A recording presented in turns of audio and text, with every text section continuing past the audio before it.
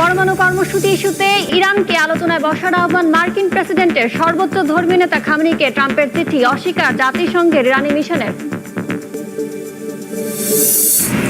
ইরানের পারমাণবিক কর্মসূচি নিয়ে সমঝোতায় যুক্তরাষ্ট্রকে সহযোগিতা করতে রাজি রাশিয়া। ট্রাম্পের প্রস্তাবে শাহ পুতিনের এখনও প্রতিক্রিয়া জানায়নি তেহরান। সিরিয়ায় সামরিক ঘাঁটি রাখতে নতুন চুক্তির পথ খুঁজছে রাশিয়া। অন্তর্বর্তী প্রেসিডেন্ট আসাদের সঙ্গে রুশ উপপররাষ্ট্রমন্ত্রীর বৈঠক, ঋণ বাতিলের দাবি দামেস্কের।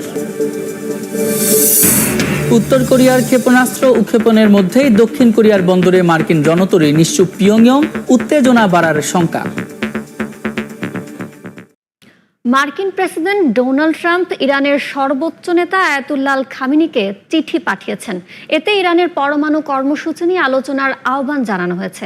শুক্রবার ফক্স বিজনেস নেটওয়ার্কে প্রচারিত এক সাক্ষাৎকারে ট্রাম্প জানান তিনি ইরানে নেতাদের উদ্দেশ্যে চিঠি পাঠিয়েছেন। তবে ট্রাম্পের এই দাবি অস্বীকার করেছে জাতিসংঘের ইরানের স্থায়ী মিশন।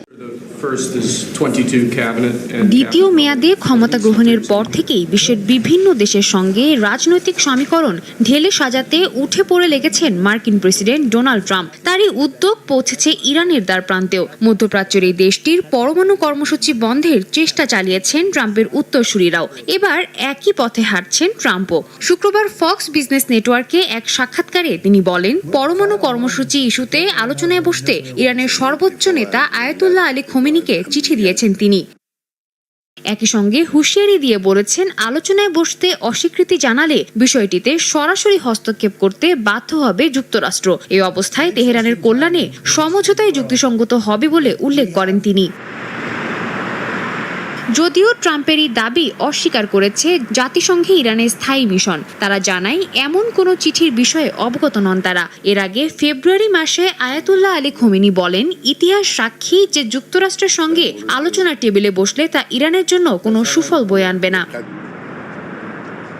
এদিকে চলতি মাসেই তেহরানের পরমাণু কর্মসূচি বিষয়ে আলোচনায় মধ্যস্থতায় ওয়াশিংটনকে সহযোগিতা করতে রাজি হয় মস্কো। তাদের দাবি, যেভাবেই হোক ইরানকে পারমাণবিক অস্ত্র তৈরি থেকে বিরত রাখতে হবে। অবশ্য ইরান বরাবরই দাবি করে আসছে যে কোনো ধরনের পারমাণবিক অস্ত্র তৈরি করছে না তারা। ইরানের পারমাণবিক কর্মসূচি ও আঞ্চলিক নীতিমালা বিষয়ে সমঝোতায় আসতে যুক্তরাষ্ট্রকে সহযোগিতা করতে রাজি হয়েছে রাশিয়া। চলতি বছরের ফেব্রুয়ারিতে রুশ প্রেসিডেন্ট ভ্লাদিমির পুতিনকে মধ্যস্থতাকারীর ভূমিকা নেওয়ার প্রস্তাব দেন মার্কিন প্রেসিডেন্ট ডোনাল্ড ট্রাম্প। রুশ প্রেসিডেন্ট তা সাদরে গ্রহণ করেছেন বলে জানায় ক্রেমলিন। যদিও এ বিষয়ে এখনও কোনো ইতিবাচক সংকেত দেয়নি ইরান। ইরানের পরমাণু কর্মসূচি ও মধ্যপ্রাচ্যে প্রভাব বিস্তার নিয়ে নতুন কূটনৈতিক আলোচনার চেষ্টা করছে যুক্তরাষ্ট্র। এরই প্রেক্ষিতে চলতি বছরের 12 ফেব্রুয়ারি ট্রাম্প পুতিন ফোনালাপে ইরান বিষয়ে যুক্তরাষ্ট্রকে সাহায্য করতে রাশিয়ার কাছে প্রস্তাব রাখেন মার্কিন প্রেসিডেন্ট ডোনাল্ড ট্রাম্প। পরবর্তীতে মার্কিন পররাষ্ট্রমন্ত্রী মার্কো রুবিও এবং রুশ পররাষ্ট্রমন্ত্রী সের্গেই ল্যাভরভ সৌদি আরবে এক বৈঠকে এ বিষয়ে আলোচনা করেন। এ বিষয়ে ইরানকে অবগত করা হয়েছে বলে নিশ্চিত করেছেন সে দেশের পররাষ্ট্রমন্ত্রী আব্বাস আরাকচি। মঙ্গলবার রুশ গণমাধ্যম ইন্টারফ্যাক্স জানায়, এ বিষয়ে আলাদা একটি বৈঠকে বসবে ওয়াশিংটন, মস্কো। যদিও সংশ্লিষ্টরা জানান এর মধ্যেই মধ্যস্থতাকারীর ভূমিকা নিতে রাজি হয়েছেন রুশ প্রেসিডেন্ট ভ্লাদিমির পুতিন। এ অবস্থায় রাশিয়ার এই নতুন ভূমিকায় ইরানের প্রতিক্রিয়া কেমন হবে তা এখনও অনিশ্চিত। হোয়াইট হাউস কর্মকর্তাদের দাবি, রাশিয়া নিজেই মধ্যস্থতাকারীর ভূমিকা নিতে আগ্রহ দেখিয়েছে এবং আলোচনা এখনও প্রাথমিক পর্যায়ে রয়েছে। আর ক্রেমলিন মুখপাত্র দিমিত্রি পেসকভ বলেন, রাশিয়া মনে করে যুক্তরাষ্ট্র ও ইরানের আলোচনার মাধ্যমে সমঝোতায় আসা উচিত। এজন্য সব ধরনের সাহায্য করতে প্রস্তুত মস্কো। ইরানের পরমাণু কর্মসূচি বিষয়ক আলোচনায় রাশিয়ার সম্পৃক্ততা বিষয়ে প্রশ্ন করা হলে ইরানের পররাষ্ট্র মন্ত্রণালয়ের মুখপাত্র জানান, এমন গুরুত্বপূর্ণ একটি বিষয়ে আলোচনায় বিভিন্ন দেশ অংশ নিতে চাইবে, এটাই স্বাভাবিক। তবে ইরানের অংশগ্রহণ এবং সম্মতি ছাড়া কোনো সিদ্ধান্ত গ্রহণযোগ্য হবে না বলে জানান তিনি। বাইডেন প্রশাসনের পর ট্রাম্পের দ্বিতীয় মেয়াদেও ইরান বিষয়ে দ্বিধা বিভক্ত নীতি অব্যাহত।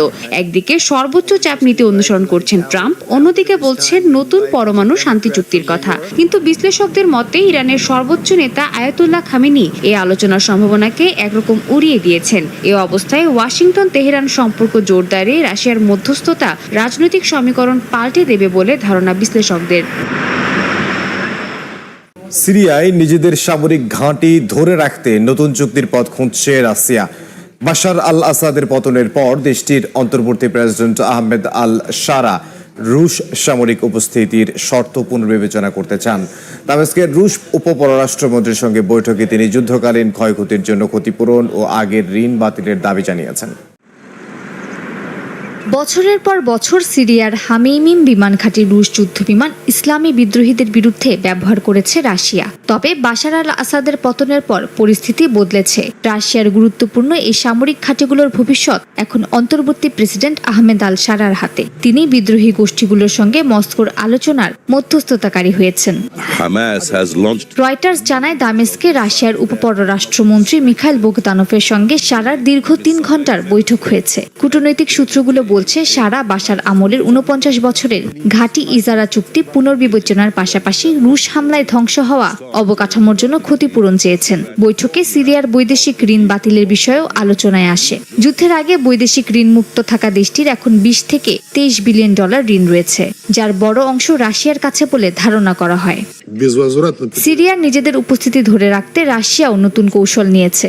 জাতিসংঘে তাদের রাষ্ট্রদূত ভ্যাসিলি নেবেনজিয়া দাবি করেছেন দামেস্কের সঙ্গে মস্কোর সম্পর্ক কোনো শাসকের ওপর নির্ভরশীল নয়। কিন্তু বিশ্লেষকরা বলছেন রাশিয়া সিরিয়ার সঙ্গে সম্পর্ক বজায় রাখতে চাইলে নতুন সরকারের জন্য কিছু ছাড় দিতেই হবে।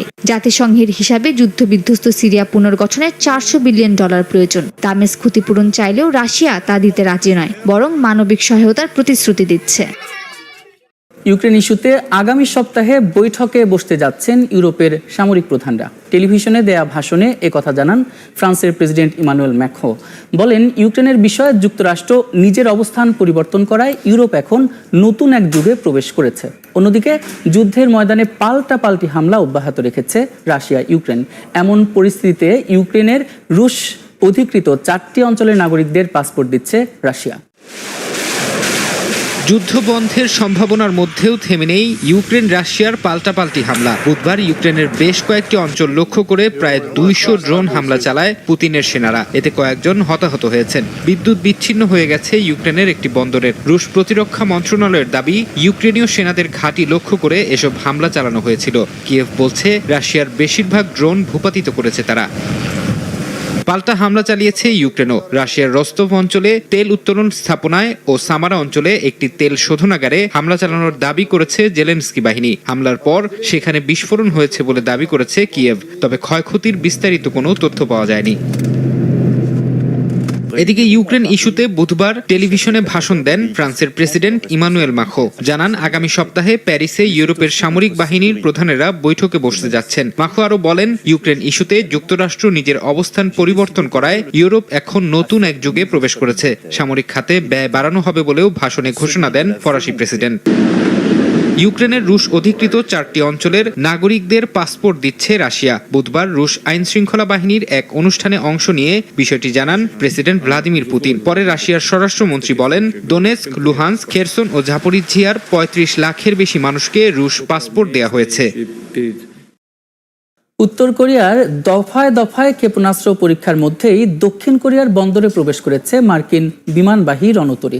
শক্তি প্রদর্শনের অংশ হিসেবে রণতরী ইউএসএস কার্ল ভিনসন বুসান নোঙর করেছে বলে জানিয়েছে সিউল। এই ঘটনায় এখনো কোনো প্রতিক্রিয়া দেখায়নি পিয়ংইয়ং।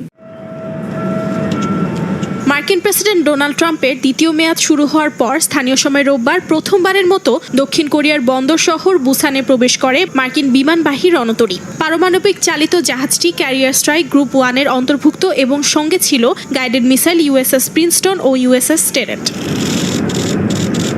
উত্তর কোরিয়ার বিরুদ্ধে শক্তি প্রদর্শনের অংশ হিসেবে মার্কিন রণতরীটি দক্ষিণ কোরিয়ায় প্রবেশ করে বলে জানায় সিউল। তাদের মতে এটি যুক্তরাষ্ট্রের অটুট প্রতিশ্রুতি এবং প্রসারিত প্রতিরোধ প্রদর্শনের অংশ, যা সিউল ও ওয়াশিংটনের সামরিক জোটের প্রস্তুতি প্রদর্শন করে। যত বেশি একসঙ্গে সমুদ্র যাত্রা পরিচালনা করা হবে, তত বেশি দুই দেশের ভেতর সম্পর্ক শক্তিশালী হবে বলে জানান দক্ষিণ কোরিয়ার নৌবাহিনীর এক কর্মকর্তা।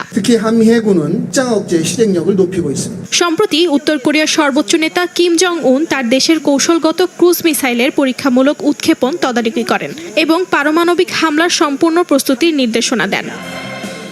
ফিলিস্তিনিদের জন্মভূমিকে মধ্যপ্রাচ্যের পর্যটন কেন্দ্র বানানোর মার্কিন পরিকল্পনাকে চ্যালেঞ্জ করতে এবার একজোট হলো আরব লীগ। মঙ্গলবার মিশরের কায়রোতে আয়োজিত আরব সম্মেলনে অবরুদ্ধ উপত্যকাটি পুনর্গঠনে অঙ্গীকার করেন জোটের নেতারা। গাজা পুনর্গঠনে $5,300 কোটি প্রস্তাব উত্থাপন করা হয়েছে। সম্মেলনে কোনো ধরনের বিলম্ব ছাড়াই গাজায় যুদ্ধবিরতি নিশ্চিতের পাশাপাশি ফিলিস্তিনি রাষ্ট্র প্রতিষ্ঠায় যুক্তরাষ্ট্র সহ সব আন্তর্জাতিক অংশীদারদের এগিয়ে আসার আহ্বান জানান জাতিসংঘের মহাসচিব অ্যান্তোনিও গুতেরেস। স্থানীয় সময় মঙ্গলবার মিশরের রাজধানী কায়রোতে আয়োজিত হয় আরব সম্মেলন। এ সময় অবরুদ্ধ গাজা উপত্যকা পুনর্গঠনে একটি প্রস্তাব উত্থাপন করে মিশর। প্রস্তাব অনুযায়ী গাজা পুনর্গঠনে $5,300 কোটি খরচ করা হবে। প্রথম ধাপে ব্যয় হবে $2,000 কোটি। 2 বছর মেয়াদী এই ধাপের 6 মাসের মধ্যে পরিষ্কার করা হবে ধ্বংসস্তূপ ও অস্থায়ী বাড়ি। এ প্রস্তাবে সমর্থন দিয়েছে আরব লীগের সদস্য দেশগুলো। এর আগে গত মাসে যুদ্ধ শেষ হলে গাজার নিয়ন্ত্রণ নিয়ে সেখানে বিলাসবহুল শহর তৈরির পরিকল্পনার কথা জানিয়েছিলেন ডোনাল্ড ট্রাম্প। সম্মেলনে জর্ডানের রাজা দ্বিতীয় আব্দুল্লাহ বলেন, পশ্চিম তীরে ভয়াবহ অভিযান বন্ধ করা অত্যন্ত জরুরি। পবিত্র রমজান মাসে ইসরায়েলি বাহিনী সেখানে নৃশংসতা চালাচ্ছে। দ্বিরাষ্ট্র সমাধানই একমাত্র স্বাধীন ফিলিস্তিনি রাষ্ট্র প্রতিষ্ঠার নিশ্চয়তা দেয় বলেও উল্লেখ করেন তিনি। জরুরি ওই সম্মেলনে জাতিসংঘের মহাসচিব আন্তোনিও গুতেরেসও কোনো ধরনের বিলম্ব ছাড়াই যুদ্ধবিরতি নিশ্চিতের ওপর জোর দেন। অবরুদ্ধ উপত্যকাটি পুনর্গঠনের পরিকল্পনা বাস্তবায়নে আর্থিক, রাজনৈতিক সহ সব ধরনের সহযোগিতার জন্য আন্তর্জাতিক অংশীদারদের প্রতি আহ্বান জানান। মিশরের প্রস্তাব অনুযায়ী গাজার নিয়ন্ত্রণ আর হামাসের হাতে থাকবে না।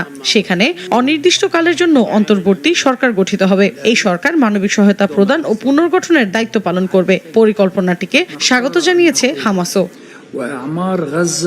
এদিকে আরব সম্মেলনে গাজা পুনর্গঠনের বিষয়টি উঠে এলেও 2023 সালের 7 অক্টোবর হামাসের হামলার পরিপ্রেক্ষিত তুলে ধরতে ব্যর্থ হয়েছে বলে এক বিবৃতি দিয়েছে ইসরায়েলের পররাষ্ট্র মন্ত্রণালয়। সামাজিক যোগাযোগ মাধ্যমের এক পোস্টে মন্ত্রণালয়ের মুখপাত্র বলেছেন, ফিলিস্তিনি কর্তৃপক্ষ এবং শরণার্থী বিষয়ক সংস্থা একে অপরের ওপর ভর করে চলছে। তারা বারবার দুর্নীতি, সন্ত্রাসবাদের প্রতি সমর্থন এবং সমস্যা সমাধানে ব্যর্থতা প্রদর্শন করেছে।